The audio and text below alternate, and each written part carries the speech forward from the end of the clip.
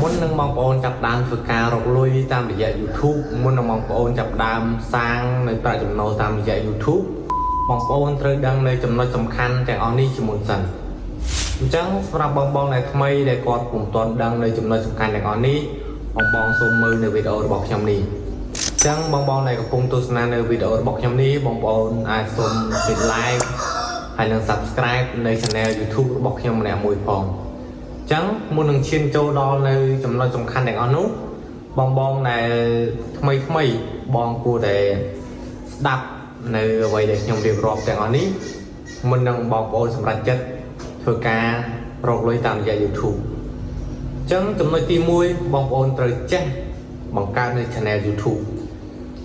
នៅពេលណាដែលបងប្អូនចេះបង្កើត channel YouTube ហើយបងប្អូនត្រូវរៀបចំនៅឈ្មោះ channel YouTube បងប្អូនដែលងាយចងចាំបំផុត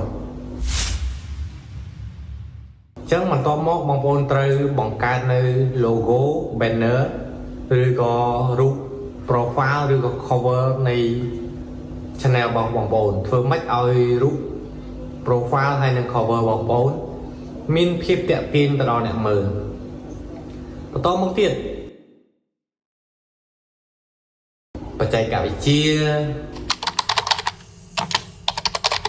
កំសាន្តឬក៏ប្រភេទកីឡាអីផ្សេងៗទៅអញ្ចឹងទាំងអស់នេះហើយគឺជាប្រភេទនៃ category ឬក៏ជាប្រភេទនៃមាតិកាដែលបងប្អូនគួរជ្រើសរើសអញ្ចឹងបើសិនជាបងប្អូនចូលចិត្តនៅការសិក្សាស្រាវជ្រាវបងប្អូនគួរតែជ្រើសរើសនៅប្រភេទ category ដូចជាបច្ចេកវិទ្យាអញ្ចឹងបើសិនជាបងប្អូនពេញចិត្តឬក៏ស្រឡាញ់ចូលចិត្តនៅខាងការរកលុយតាមរយៈអនឡាញបងប្អូនអាចជ្រើសរើសយក category ការរកលុយតាមរយៈអនឡាញអញ្ចឹងទៅបន្តមកទៀតចំណុចដែលសំខាន់មែនទែននោះគឺបងប្អូនត្រូវបង្កើតនៅវីដេអូ original អញ្ចឹងបងប្អូនហាមចម្លងនៅវីដេអូពីគេផ្សេងបងប្អូនត្រូវរៀនបង្កើតនៅវីដេអូដោយខ្លួនឯងបង្កើតនៅរូបភាពដោយខ្លួនឯងជាសំឡេងដែលបងប្អូនត្រូវមានភាពច្បាស់លាស់ហើយបងប្អូនត្រូវធ្វើចេះកាត់តនៅវីដេអូរបស់បងប្អូនត្រូវចេះ design នៅវីដេអូរបស់បងប្អូនបន្តមកទៀត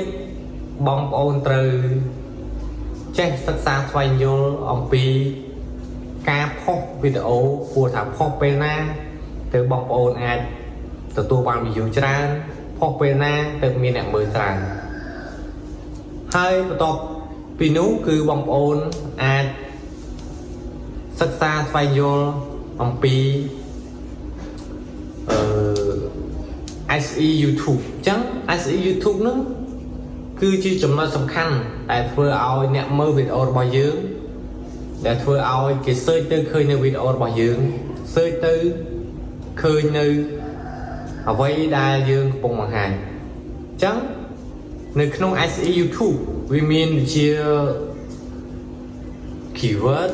description tag ហើយនឹងផ្សេងជាច្រើនទៀតអញ្ចឹងនៅវីដេអូបន្ទាប់ខ្ញុំនឹងនិយាយប្រាប់បងប្អូនអំពីថាតើ SE YouTube គឺជាអ្វីអញ្ចឹងនៅក្នុងចំណុចនេះខ្ញុំប្រាប់បងប្អូនបានត្រឹមតែប៉ុណ្ណេះតើតើទៅនឹង SE YouTube វាមានជា tag មានជា keyword មានជា description អញ្ចឹងនៅវីដេអូបន្ទាប់ខ្ញុំនឹងនិយាយប្រាប់បងប្អូនអំពី SE YouTube ព្រោះ SE YouTube នេះគឺជាចំណុចដែលវាទាក់ទាញនៅ viewer របស់យើងឲ្យចូលមើលនៅវីដេអូរបស់យើងតោះចូលទៅដល់ចំណុចមួយទៀតគឺតាក់ទងទៅនឹងការផុសវីដេអូអញ្ចឹងមុននឹងពេលបងប្អូនចាប់ដើមរកលុយតាមរយៈ YouTube បងប្អូនត្រូវដឹងថាតើគួរផុសវីដេអូមួយថ្ងៃចំនួនប៉ុន្មានគួរផុសមួយសប្តាហ៍ចំនួនប៉ុន្មានវីដេអូនេះហើយគឺជាចំណុចដែលបងប្អូនគួរដឹងបន្តមកទៀតបងប្អូនត្រូវបំពេញលក្ខខណ្ឌដែល YouTube គេដាក់ឲ្យយើងព្រោះលក្ខខណ្ឌរកលុយតាមរយៈ YouTube គឺមាន2លក្ខខណ្ឌចំពោះ YouTube Long ហើយបន្តមួយទៀតគឺលក្ខណៈ YouTube Short គឺមាន2លក្ខខណ្ឌដែរសម្រាប់ YouTube Long មានជា1000 subscriber ហើយនឹង4000ម៉ោងចំពោះ video short ទាក់ទងទៅនឹង 10 view ហើយនឹង 1000 subscriber ដូចគ្នាចឹងចំណុចទាំងអស់នេះហើយដែលបងប្អូនគួរតែដឹងចឹងបើសិនជាបងប្អូនពេញចិត្តនៅវីដេអូរបស់ខ្ញុំបងប្អូនសូមជួយចុច like ហើយនិង subscribe នៅ channel របស់ខ្ញុំម្នាក់មួយផងបាទសូមអរគុណ